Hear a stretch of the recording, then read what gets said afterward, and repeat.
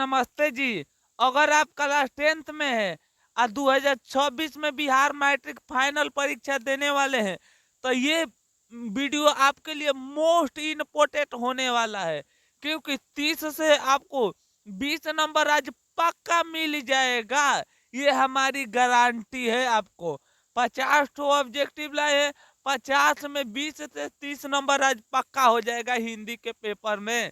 यदि देख लेते हैं तो, समझ लेते हैं तो।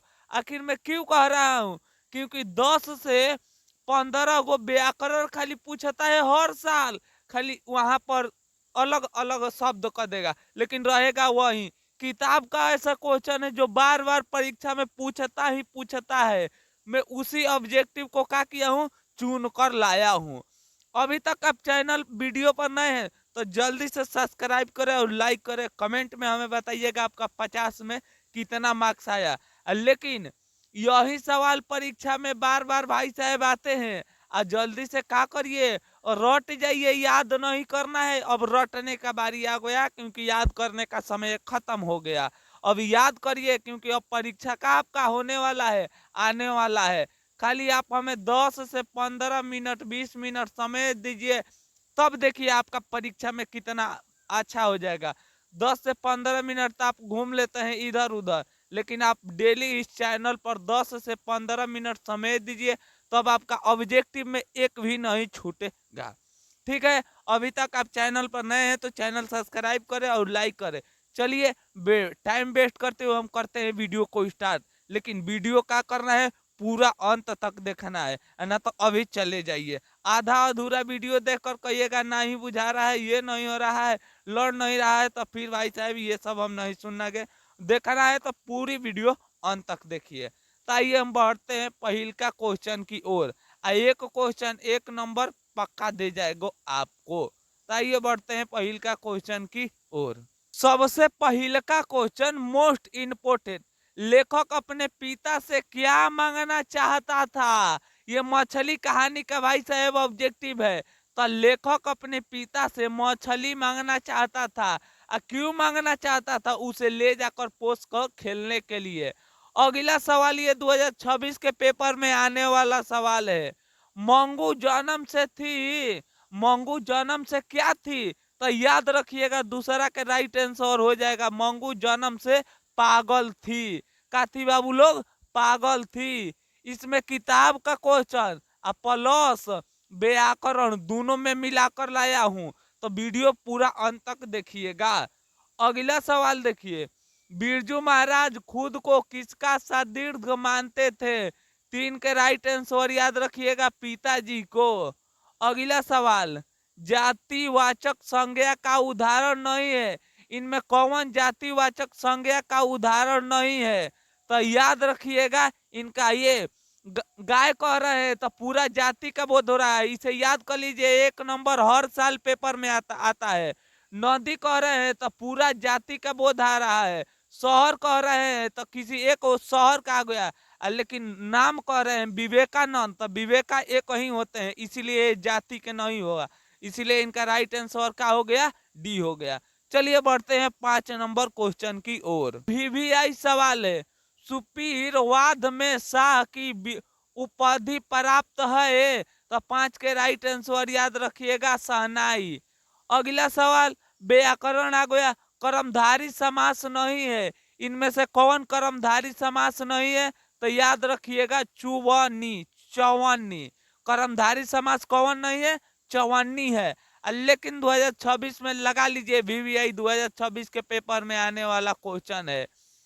कविता नहीं है, इनमें से कौन कविता नहीं है, तो 7 के राइट आंसर याद रखिएगा, अभिनयो। अभिनयो एक प्रकार की कविता नहीं है।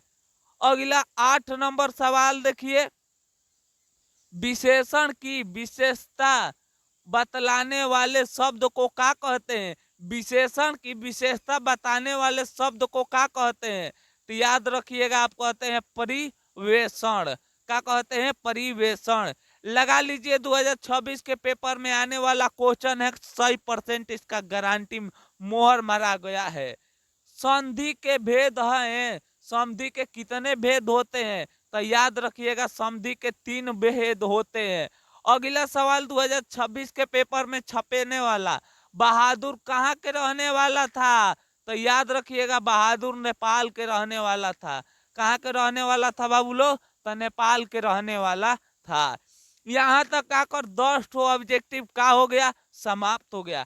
आपका स्कोर क्या रहा आप कमेंट में अभी जान बताइएगा। जब पूरा वीडियो समाप्त हो जाएगा तब कमेंट में बताइएगा। देख लीजिए मैं कितना महत्वपूर्ण ऑब्जेक्टिव लाया हूँ। यही वीडियो छोड़कर चले गए होते तो आपको क्या फायदा होता? ऐसा कुल ऑब्जेक्टिव नहीं मिलता जिसको आपको बाद में पछताना पड़ता परीक्षा में बैठते तो। इसीलिए भाई साहब आप पूरी वीडियो आप देखिए। अगला सवाल 11 नंबर, रामविलास शर्मा का जन्म ईस्वी में हुआ था।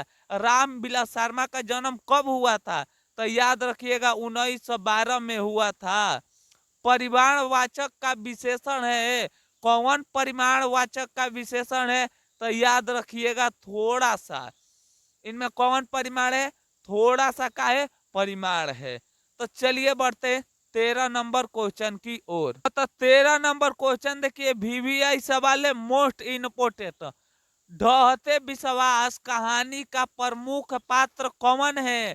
ढहते विश्वास कहानी का प्रमुख पात्र कौन है? तो 13 के राइट आंसर याद रखिएगा लक्ष्मी थी। ढहते विश्वास कहानी के लेखक कौन थे? तो लक्ष्मी थी। अगला सवाल, हजारी प्रसाद द्विवेदी की रचयिता है। इनमें से कौन हजारी प्रसाद द्विवेदी की रचयिता है? आप कहिएगा नाखून। नाखून 1000 बार काटिएगा 1000 बार बढ़ेगा, इसीलिए इनका लेखक कौन हो गए? हजारी प्रसाद द्विवेदी। ये सब ट्रिक भी याद रखिएगा। अबिनियो किस देश में है? 15 के राइट आंसर। तो याद रखिएगा अबिनियो फ्रांस में है। अबिनियो कहाँ पर है? अबिनियो फ्रांस में है। जोइती मर का उदाहरण का है? इनमें से कौन उदाहरण है? तो याद रखिएगा इनमें हो जाएगा व्यंजन संधि। 17 नंबर क्वेश्चन, VVI सवाल है, जहां दोनों पद प्रधान हो वह समास होते हैं। जहां दोनों पद का प्रधान हो वह समास कौन से है? तो याद रखिएगा हो जाएगा डी, द्वंद्व समास होते हैं। इसे क्वेश्चन को क्या करिए सीधे रट जाइए। यदि आपको संधि विच्छेद नहीं आता है तो विद्यालय के सीधे संधि विच्छेद रट जाइए ये क्वेश्चन को, क्योंकि ये आने वाला है 2026 के। विद्यालय के संधि विच्छेद का होगा? तो आप कहिएगा विद्या प्लस आले हो जाएगा, तो हो जाएगा विद्यालय। अगला सवाल, द्वितीय विश्व युद्ध में परमाणु बम पर गिराया गया था। द्वितीय विश्व युद्ध में परमाणु बम किस देश पर गिराया गया था? तो याद रखिएगा जापान पर गिराया गया था। क्वेश्चन VVI सवाल है। अगला 20 नंबर सवाल देखिए, नाखून का प्रतीक है। आखिर नाखून का प्रतीक क्या है? तो याद रखिएगा पशु, पाशविरिति पशुता है। अगला सवाल VVI सवाल है, सेन साहब की कार की कीमत कितना था? 2026 के पेपर में ये क्वेश्चन लौकेगा। तो याद रखिएगा 7000 से ज्यादा था। सेन साहब की कार की कीमत कितनी थी? 7000 से ज्यादा थी। अगला सवाल देखिए, 20 के दांत पाठ की विद्या है। आखिर 20 की दांत पाठ की विद्या क्या है? तो याद रखिएगा ये एक प्रकार की क्या है? कहानी है। 23 नंबर क्वेश्चन देखिए, VVI सवाल है, बूढ़ा का समयासी कहानी का केंद्र में है। आखिर बाढ़ का समस्या किस कहानी केंद्र में है? तो बाढ़ की एक ढहते विश्वास कहानी में बताया गया था। जब बाढ़ आता है तो क्या कर देता है? घर ढहा देता है, इसीलिए उसमें ढहते विश्वास दिया गया था। अगला सवाल देखिए, प्रगतिशील साहित्य का संबंध है। तो 24 के राइट आंसर याद रखिएगा हो जाएगा बी, वेदांत दर्शन। अगला सवाल 2026 के पेपर में पूछेगा ही पूछेगा, इस चैप्टर को रट मारिए। लक्ष्मी के पति में नौकरी करता था। आखिर लक्ष्मी के पति नौकरी कहाँ करता था? 25 के राइट आंसर याद रखिएगा कोलकाता में करता था। कहाँ पर करता था बाबू? कोलकाता में करता था। ये आपसे पूछेगा परीक्षा में, व्याकरण है, इसे आप ध्यान से सीखिए। पुरुषवाचक सर्वनाम का भेद नहीं है। इनमें से कौन पुरुषवाचक सर्वनाम का भेद नहीं है? तो आप याद रखिएगा निजवाचक। बिरजू महाराज का संबंध है। आखिर बिरजू महाराज का किससे संबंध है? तो याद रखिएगा 27 के राइट आंसर हो जाएगा कथक नृत्य से। अगला सवाल मोस्ट इंपोर्टेंट और वीवीआई सवाल 2026 में आने वाला, बहादुर का पूरा नाम क्या था? बाबू मोस्ट इंपोर्टेंट, बहादुर का पूरा नाम क्या था? तो याद रखिएगा दिल बहादुर था। अब बहादुर के नाम से दिल किसने हटा दिया? तो लेखक की पत्नी निर्मला। ये याद रखिएगा क्वेश्चन 2026 के पेपर में ये क्वेश्चन छपेगा। राम नाम बिना व्यर्थ जगी जानम, यह पंक्तियां है। राम नाम बिना व्यर्थ ये जिंदगी है। आखिर ये किसने कह दिए थे? तो याद रखिएगा ये बात कहे थे गुरु नानक देव। किसने कहे थे? गुरु नानक देव। कर्मधारी समास है, इनमें से कौन कर्मधारी समास है? तो याद रखिएगा हो जाएगा चंद्रमुखी। कहानी है ये, इनमें से कौन कहानी है? तो 31 के राइट आंसर याद रखिएगा हो जाएगा बी, बहादुर एक प्रकार की क्या है? कहानी है। अगला सवाल ये क्वेश्चन वीवीआई सवाल है, नागरिक लिपि पाठ के लेखक कौन है? नागरिक लिपि पाठ के लेखक कौन है? तो याद रखिएगा गुणांकर मूल्य है। नगर में रहने वाला आदमी खूब गुणवान होता है, इसीलिए गुणांकर मूल्य हो जाएंगे। यज्ञ का पूरा नाम क्या था? वीवीआई सवाल नहीं है ये, इसी तरह आ गया है। सचितानंद हीरानंद वसैनंद यज्ञ। लेकिन ये का है सवाल 34 नंबर वीवीआई सवाल है। बिस्मिल्ला खान का संबंध था, शहनाई चैप्टर से आया है क्वेश्चन। बिस्मिल्ला खान का संबंध किससे था बाबू? तो याद रखिएगा शहनाई से था। 35 नंबर क्वेश्चन देखिए वीवीआई सवाल, पंपाती कहानी का पात्र है। आखिर पंपाती किस कहानी की पात्र है? तो याद रखिएगा पंपाती एक प्रकार की नगर कहानी की है। इबादत का अर्थ है, आखिर इबादत का अर्थ क्या होता है? तो याद रखिएगा उपसान। क्या होता है? उपसान। अगला सवाल 2000 सेन साहब के पेपर में क्वेश्चन ये पूछेगा 2026 के पेपर में, सेन साहब की आंखों का तारा कौन था? तो याद रखिएगा खोखा था। सेन साहब के बाबू आंखों के तारा कौन था? तो याद रखिएगा खोखा था।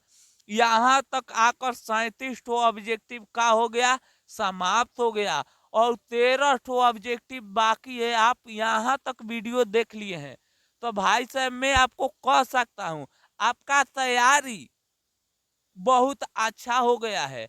आप एक पढ़ने वाले स्टूडेंट हैं ना, तो आधा से स्टूडेंट पहले ही भाग चुके होंगे। आपका मैं अब जान रहा हूं यहाँ तक आए हैं तो आपका हिंदी में कोई 50 में 50 कोई ऑब्जेक्टिव सही होने से नहीं रोकेगा, यदि इस चैनल पर रोज वीडियो देखते हैं तो। ये नहीं तो आज देखे काल नहीं देखेंगे तो इस तरह दिक्कत हो जाएगा। रोज देखिए मैं रोज क्वेश्चन वीवीआई लाता हूँ।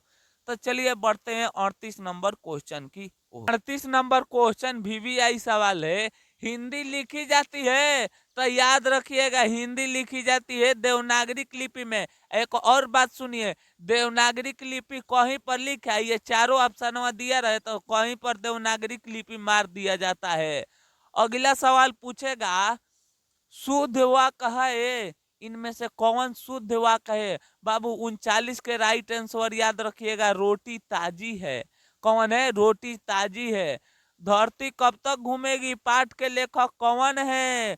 तो धरती कब तक घूमेगी पाठ के लेखक इनका याद रखिएगा है सावर दैया। जब धरती घूमती है तो क्या कहते हैं? दैया रे दैया अब क्या होने वाला है? मरने वाले हैं, इसीलिए इनका लेखक कौन हो गए? सावर दैया हो गए। अगला सवाल, मोटर का कोई खतरा हो सकता है? मोटर से किसका खतरा हो सकता है? तो याद रखिएगा 41 के राइट आंसर खोखा को हो सकता है। ईसा की 14वीं 15वीं सदी के विजयनगर के शासक ने अपना लेखों की लिपि को कहाँ का कहे जाते हैं? तो कुछ नहीं, ये ऑप्शन आ गया डायरेक्ट हम नांदी नागरिक लिपि मारेंगे। क्या मारेंगे? ओहो देवनागरिक हो जाएगा, सॉरी, का हो जाएगा इनका राइट आंसर देवनागरिक हो गया। लॉजिक का हो गया, फेल हो गया, कोई बात नहीं, और मैं खोजूंगा। अगला सवाल देखिए 43 नंबर क्वेश्चन, बाबा साहेब अंबेडकर का जन्म कब हुआ था? बीवीआई सवाल है, तो याद रखिएगा बाबा साहेब अंबेडकर का जन्म 1891 में हुआ था। सर्वनाम का भेद है, सर्वनाम का भेद कौन है? तो 44 के राइट आंसर याद रखिएगा 6 हो जाएगा। अगला सवाल देखिए, गुणवान का शब्द में प्रत्यय कौन होगा? गुणवान का हो जाएगा बाबू गुणवान, तो याद रखिएगा इनका हो जाएगा वान, प्रत्यय का हो जाएगा वान, और यही उपसर्ग पूछता तो गुण हो जाता, याद रखिएगा गुण हो जाता उपसर्ग, आह्वान हो गया प्रत्यय। जो आगे आता है वो होता है उपसर्ग, जो पीछे आता है वो होता है प्रत्यय। अगला सवाल देखिए, निम्नलिखित में कौन संज्ञा का भेद है? इनमें से कौन संज्ञा का भेद है? तो 46 के राइट आंसर व्यक्तिवाचक। हिंदी के कविता में प्रयोगवादी का सूत्र पादत किया गया था, तो 47 के राइट आंसर याद रखिएगा यज्ञ जी ने कहे थे। और देखिए 48 नंबर क्वेश्चन दो ऑब्जेक्टिव है। देखिए क्वेश्चन है, 12वीं सदी के केरल की शासक को सिक्के पर शब्द लिपि अंकित थी, आखिर उनके लिपि कौन थी? तो याद रखिएगा देवनागरिक लिपि थी। लेखक के पिता कितने मछलियां खरीद कर लाए थे? तो याद रखिएगा 3 लाए थे।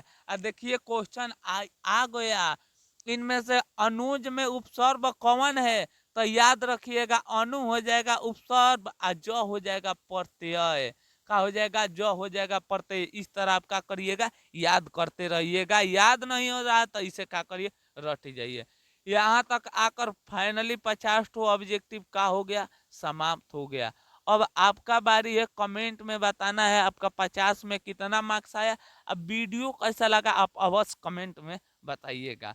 चलिए एक मिलेंगे एक और नई वीडियो के साथ, तब तक ले हंसते रहिए, मुस्कुराते रहिए और तैयारी करते रहिए। जय हिंद।